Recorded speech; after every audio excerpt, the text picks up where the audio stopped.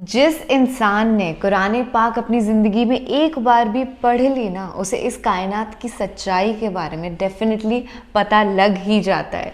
हे hi hello नमस्ते जी, सत श्री अकाल, अस्सलाम वालेकुम। मैं निधि शर्मा इंडिया से, और मैं बहुत ज़्यादा इंटरेस्ट रखती हूँ कुरान शरीफ पढ़ने में। पर आज का जो वीडियो है हमारा, उसके अंदर हमें top 10 scientific miracles that have been proved recently हमें पता चलेंगे। बेसिकली वो सारी बातें जो कुरान शरीफ में पिछले 1400 साल पहले ही लिख दी गई थी, वो अब जाकर के साइंस प्रूव कर पा रही है या इन्वेंट कर पा रही है या अपनी रिसर्च के साथ आ पा रही है। इन सब बातों से हम डेफिनेटली इतना तो समझ ही जाते हैं कि कुरान शरीफ बहुत ही ज़्यादा करामाती किताब है। एंड पीपल ऑफन से कि it's one of the best book that have ever existed. कुछ तो रीज़न होगा कि बिलियंस ऑफ पीपल से दिस, इवन नॉन मुस्लिम्स से इट। मेरी अल्लाह से यही अर्जी है कि एक दिन हम और आप भी हाफिज़ कुरान हो पाए। मैंने रिसेंटली पढ़ा था कि हाफिज़ कुरान मतलब वो इंसान जिसको कुरान शरीफ पूरी याद हो, जिसने पढ़ी हो ढंग से। मेरा एक बहुत ही बड़ा डाउट है जो इस वीडियो के आखिरी में मैं आपसे पूछना चाहूँगी, तो आप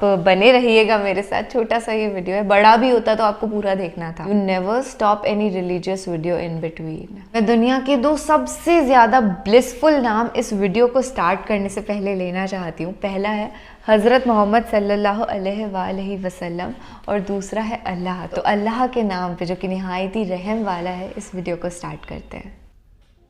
अल्लाह के नाम से शुरू। अस्सलाम वालेकुम दोस्तों, मैं हूं अली रज़ा और आप देख रहे हैं AR नॉलेज। दोस्तों, इंसान कुर्राए ज़मीन पर कदम रखते ही फितरत को समझने, उसकी बनावट और राज़ों को जानने की जस्तजू में लग गया, और उसने कायनात में ऐसी निशानियां देखीं जिसने उसे सोचने पर मजबूर कर दिया कि इस दुनिया पर इंसान की शुरुआत कैसे हुई। आज की वीडियो में हम कुरान के 10 ऐसे मोजज़ात का जिक्र करेंगे जिसे साइंस ने खुद साबित किया है। नंबर 1, ओरिजिन ऑफ लाइफ, ज़िंदगी की शुरुआत। हम सब जानते हैं कि पानी हमारी ज़िंदगी का एक अहम हिस्सा है। इसी मौजू पर कुरान की सूरह अंबिया में यूँ इरशाद होता है, और हमने हर जानदार चीज़ पानी से बनाई, तो क्या वो ईमान न लाएंगे। आज हमें साइंस बताती है कि ज़मीन पर रहने वाली मखलूक़ात के सेल्स पानी से बने हुए हैं। मसलन किसी भी इंसान के सेल्स को अगर स्टडी किया जाए तो वो 70% पानी से बना हुआ होता है, और इसकी तस्दीक माइक्रोस्कोप के आविष्कार के बाद ही हो पाई है, जिसका आविष्कार 12वीं सदी में हुआ। लेकिन कुरान ने 1400 साल पहले ही बता दिया कि ज़िंदगी की शुरुआत कैसे हुई। नंबर 2, लोहा, जो कि ज़मीन पर मुख्तलिफ सूरतों में पाया जाता है, मगर ये ज़मीन की धातु नहीं है, बल्कि ये आसमान से यहाँ आया है। ये अपने आप में चौंका देने वाली बात है, मगर ये हकीकत है। साइंस ने एक खोज निकाला है कि अरबों साल पहले कुछ सितारे धमाके से फटे, और ये मेटेरॉइड्स यानी बड़े बड़े पत्थरों के ज़रिए ये लोहा हमारी ज़मीन पर आया, जिसका जिक्र हमें 1400 साल पहले कुरान की सूरह हदीद में यूँ मिलता है। और हमने लोहे को ज़बरदस्त ताकत देकर उतारा ताकि इंसान इसका फ़ायदा उठा सके। नंबर 3, आसमान हमारी हिफाजत करता है। ज़मीन को सूरज की अल्ट्रावायलेट शुआओं से बचाने के लिए आसमान एक अहम किरदार अदा करता है। अगर आसमान नहीं होता तो सूरज की रेडिएशन ज़मीन पर ज़िंदगी को जलाकर ख़त्म कर चुकी होती। आसमान ज़मीन के चारों ओर लिपटे हुए कंबल की तरह है, जो ज़मीन को जमा देने वाली ठंड से बचाए रखता है। आसमान के ऊपर का टेम्परेचर -270 सेंटीग्रेड होता है, यानी ये ठंड ज़मीन पर ज़िंदगी को जमाकर ख़त्म कर सकती है, मगर आसमान हमें सूरज की अल्ट्रावायलेट शुआएं और शदीद जमा देने वाली ठंड दोनों से ही महफूज रखता है। कुरान में अल्लाह आसमान का जिक्र करते हुए फरमाता है, और हमने आसमान को एक महफूज छत बनाया, और वो लोग उसकी निशानियों से मुंह फेर लेते हैं। नंबर 4, पहाड़। कुरान हमारा ध्यान पहाड़ों की तरफ एक बहुत ही ख़ास पहलू की तरफ खींचता है। कुरान की सूरह नबा में यूँ इरशाद होता है कि हमने ज़मीन को आराम करने वाली जगह नहीं बनाया और पहाड़ों को मेखे। कुरान का मफहूम है कि पहाड़ों की जड़ें ज़मीन के बहुत अंदर तक दबी हुई हैं, और इसकी तस्दीक जियोफिज़िक्स फ्रैंक प्रेंस की लिखी हुई किताब दी अर्थ में मिलती है कि पहाड़ असल में एक खूंटे की तरह होते हैं। वो जितना ज़मीन के ऊपर होते हैं, उससे कहीं ज़्यादा वो ज़मीन के नीचे होते हैं, जिसकी एक मिसाल माउंट एवरेस्ट, जो कि दुनिया की सबसे ऊँची चोटी है, जिसके ज़मीन के ऊपर की ऊंचाई 9 किलोमीटर है, जबकि इसके ज़मीन के अंदर की गहराई 125 किलोमीटर के करीब है। और इसका पता 20वीं सदी की शुरुआत में प्लेट टेक्टोनिक की तकनीक के बाद ही मुमकिन हो पाया है। नंबर 5, कायनात का फैलना। आज से 1400 साल पहले जब फल्कियात का इल्म मौजूद नहीं था, जब टेलीस्कोप का आविष्कार नहीं हुआ था, اس وقت قرآن اس کائنات کے بارے میں ارشاد فرماتا ہے، اور آسمان کو ہم نے اپنی قدرت سے بنایا اور بے شک ہم اسے پھیلاتے جا رہے ہیں۔ اور اس کی تصدیق 20ویں صدی کے ایک عظیم سائنسدان اسٹیفن ہاکنگ اپنی کتاب a brief of the time میں لکھتے ہیں کہ یہ 20ویں صدی کی سب سے بڑی کھوج ہے کہ کائنات وقت کے ساتھ پھیلتی جا رہی ہے۔ حیران کرنے والی دوستو بات یہ ہے کہ اس کا ذکر قرآن میں ٹیلی اسکوپ کے ایجاد سے 1400 سال پہلے ہی ہو چکا ہے۔ نمبر 6، سورج کا گھومنا۔ دوستو سائنسدان پہلے یہ سمجھتے تھے کہ سورج ایک جگہ پر ٹھہرا ہوا ہے اور یہ کوئی گردش نہیں کرتا۔ 1512 میں ایک سائنسدان نیکولس کوپرنیکس نے اپنا ایک نظریہ پیش کیا کہ زمین کے گول چاند اور سیارے چکر نہیں لگا رہے، بلکہ سورج کے گول چاند اور باقی سیارے چکر لگا رہے ہیں اور سورج اپنی جگہ پر ہی ٹھہرا ہوا ہے۔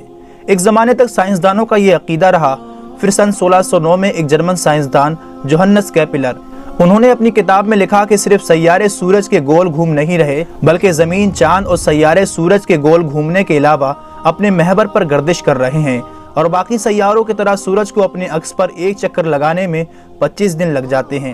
قرآن میں اس بات کا ذکر کچھ یوں ملتا ہے، اور وہی ہے جس نے رات اور دن اور سورج اور چاند کو پیدا کیا اور سب ایک گھیرے میں تیر رہے ہیں۔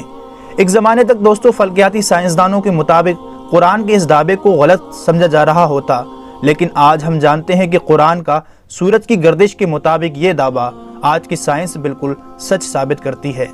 نمبر 7، سمندر۔ قرآن کی سورہ نور میں اللہ ارشاد فرماتا ہے، جیسے کسی گہرے سمندر میں اندھیرے ہوں جس کو اوپر سے ایک لہر نے ڈھانپ لیا ہو، اس لہر پر ایک اور لہر ہو، پھر اس دوسری لہر پر بادل ہوں، اندھیرے ہی اندھیرے ہیں، ایک کے اوپر دوسرا اندھیرا ہے کہ جب کوئی اپنا ہاتھ نکالے تو اسے اپنا ہاتھ بھی دکھائی دیتا معلوم نہ ہو، اور جس کے لیے اللہ نور نہ بنائے اس کے لیے کوئی نور نہیں۔ عام طور پر دوستو یہ سمجھا جاتا ہے کہ لہریں سمندر کی اوپری سطح پر چلتی ہیں، جبکہ سائنس یہ تصدیق کر چکی ہے کہ لہریں سمندر کے اوپری سطح پر ہی نہیں بلکہ نیچے بھی ہوتی ہیں۔ یہ لہریں انسان کو عام آنکھ سے دکھائی نہیں دے سکتی، بلکہ ان کو صرف خاص ٹیکنالوجی کے ذریعے ہی دیکھا جا سکتا ہے۔ قرآن میں سمندر کے اوپر چلنے والی لہریں اور اس کے اوپر بادلوں کے بارے میں ذکر ہوا ہے۔ قرآن کی یہ بات صرف اسی لیے قابل تعریف نہیں ہے کہ وہ سمندر کے اندرونی لہروں کے بارے میں ذکر کرتا ہے، بلکہ اس لیے بھی ہے کہ یہ سمندر کی گہرائی کے اندھیرے کو بھی ذکر کرتا ہے۔ آج کے دور میں انسان زیادہ سے زیادہ بنا کوئی آکسیجن یوز کیے 70 میٹر کی گہرائی تک ہی جا سکتا ہے۔ وہاں پر کچھ روشنی ضرور معلوم ہوتی ہے، مگر ہم بات کرتے ہیں 1000 میٹر گہرائی کی تو وہاں بالکل اندھیرا ہے، اور اسی بات کو اللہ نے قرآن میں ذکر کیا جس کا سائنس کو پتہ آج چلا ہے، مگر قرآن میں سمندر کے اندر لہریں اور اس کے نیچے اندھیرے کی بات 1400 سال پہلے ہی موجود ہے۔ نمبر 8، جھوٹ بولنا اور ہماری دماغ کی حرکت۔ دوستو حضور صلی اللہ علیہ وسلم کے دور میں ایک آیت کو ابو جہل کے اوپر اتارا گیا، کیونکہ ابو جہل بار بار جھوٹ بولا کرتا تھا۔ اس کے بارے میں اللہ سورہ العلق میں یوں ارشاد فرماتا ہے، اگر وہ باز نہ آیا تو ہم ضرور پیشانی کے بال پکڑ کر کھینچیں گے، وہ پیشانی جو جھوٹی خطا کار ہے۔ اس آیت میں دوستو دماغ کے سامنے والے حصے کو جھوٹا اور خطا کار قرار دیا ہے۔ یہ آیت دو وجہ سے بڑی خاص ہے۔ پہلی یہ کہ ہمارے دماغ کے سامنے والا حصہ ہی ہماری سوچی سمجھی حرکتوں کا ذمہ دار ہوتا ہے، جسے فرنٹل لوب کے نام سے جانا جاتا ہے۔ دوسرا یہ کہ فرنٹل لوب ہی دماغ کے جھوٹ بولنے والے کام کو کنٹرول کرتا ہے۔ آج کے دور میں کی گئی کئی ریسرچوں سے یہ ثابت ہو چکا ہے کہ دماغ کے آگے والا حصہ ہی ہماری حرکتوں اور جھوٹ بولنے کا ذمہ دار ہوتا ہے، اور انسانی دماغ کا یہ فنکشن 20ویں صدی میں سائنس کے ایڈوانس ہونے پر ہی ہمیں معلوم ہوئے ہیں، جبکہ قرآن اس طرف اشارے کب کا کر چکا ہے۔ نمبر 9، انسان کو درد کا محسوس ہونا۔ دوستو کافی لمبے عرصے تک لوگ یہی سمجھتے رہے ہیں کہ درد کو محسوس کرنے والے سیلز ہمارے دماغ میں ہوتے ہیں، حالانکہ بعد میں یہ تحقیق سے پتہ چلا کہ درد کو محسوس کرنے والے پن ریسپٹر سیلز ہماری کھال میں ہی ہوتے ہیں، اور ان کے بنا ہم درد کو محسوس نہیں کر سکتے۔ اس کا ذکر قرآن کی سورہ نساء میں کچھ یوں ہوتا ہے، بے شک وہ لوگ جنہوں نے ہماری آیتوں سے انکار کیا ہم انہیں آگ میں جھلسائیں گے، اور جب ان کی کھال جل جائے گی تو ہم انہیں اس کے بدلے دوسری کھال دیں گے تاکہ وہ درد کو لگاتار محسوس کر سکیں۔ بے شک اللہ زبردست حکمت والا ہے۔ دوستو قرآن میں اس کا ذکر 1400 سال پہلے ملتا ہے کہ درد کو محسوس کرنے والے سیلز ہماری کھال میں ہی ہوتے ہیں، نہ کہ دماغ میں۔ اس کی کھوج اب آ کر 20ویں صدی میں ہوئی ہے۔ Number 10، the big bang. ہماری دنیا کیسے وجود میں آئی؟ دوستو 80 سے 90 سال پہلے دنیا کا سب سے بڑا اور اہم سوال یہ تھا کہ یہ دنیا کیسے وجود میں آئی۔ پھر اچانک 1931 میں ایک سائنسدان جارج لیمیترے نے کہا کہ یہ یونیورس پہلے ایک سنگل پوائنٹ یعنی ابتدائی گولا تھا، پھر ایک بڑا دھماکہ ہوا جس کی وجہ سے یہ چاند، سورج، ستارے اور ہماری یہ دنیا اور ساری کہکشائیں وجود میں آئی، جسے سائنس کی زبان میں کہا گیا دا بگ بینگ یعنی بڑا دھماکہ۔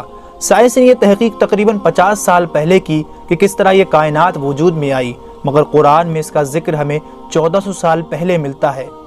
کیا انکار کرنے والے یہ نہیں جانتے کہ یہ زمین اور آسمان ملے ہوئے تھے اور ہم نے انہیں جدا کیا، اور اس تحقیق کو سائنس کی ایک بڑی کھوج مانا جاتا ہے۔ یاد رہے دوستو، قرآن کوئی سائنس کی کتاب نہیں بلکہ یہ نشانیوں کی کتاب ہے جو ہمیں اس کائنات میں غور و فکر کرنے کی دعوت دیتی ہے، اور تم اپنے رب کی کون کون سی نشانیوں کو جھٹلاؤ گے۔ دوستو اگر آپ کو یہ ویڈیو پسند آیا ہو تو اسے لائک اور زیادہ کیا بات ہے یار، I am amazed right now.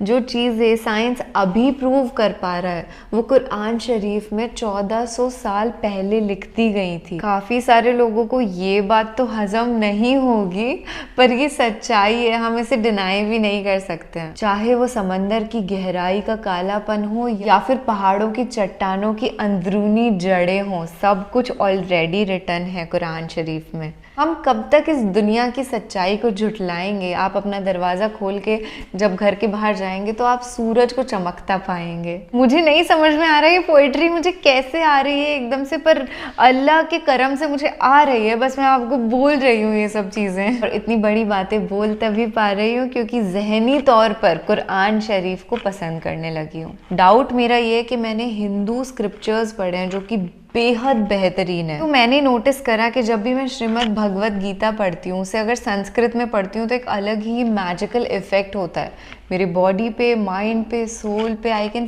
Feel that energy coming inside. تو کیا قرآن شریف کے ساتھ بھی ایسا ہی ہوتا ہے کہ آپ اسے عربک میں پڑھو تو آپ کو زیادہ نورانی محسوس ہوگا، یا پھر انگلش ٹرانسلیشن یا Hindi translation, Urdu translation will also work out? میں انگلش اور ہندی میں بہت کمفرٹیبل ہوں تو میں وہی پڑھ لوں گی، کیونکہ عربک سیکھنا اپنے آپ میں ایک بہت بڑا ٹاسک ہو جائے گا۔ اب سنسکرت تو ہمیں بچپن سے اسکول میں پڑھائی جا رہی تھی تو ہمیں آتی تھی، امید کرتی ہوں اردو ایک دن بہترین طریقے سے سیکھ جاؤں۔ بے حد پسند ہے مجھے یہ بھاشا، پیار کی بھاشا، محبت کی بھاشا۔ میرے کویسچن کا آنسر ضرور دے دینا، ایسے مجھے بیچ میں مت چھوڑ کے جانا یار۔ اور آپ کا بے حد شکریہ اس ویڈیو کو دیکھنے کے لیے۔ میں دعا کروں گی اللہ سے کہ آپ اور ہم ایک دن حافظ قرآن ہو جائیں۔ آئی سے آمین۔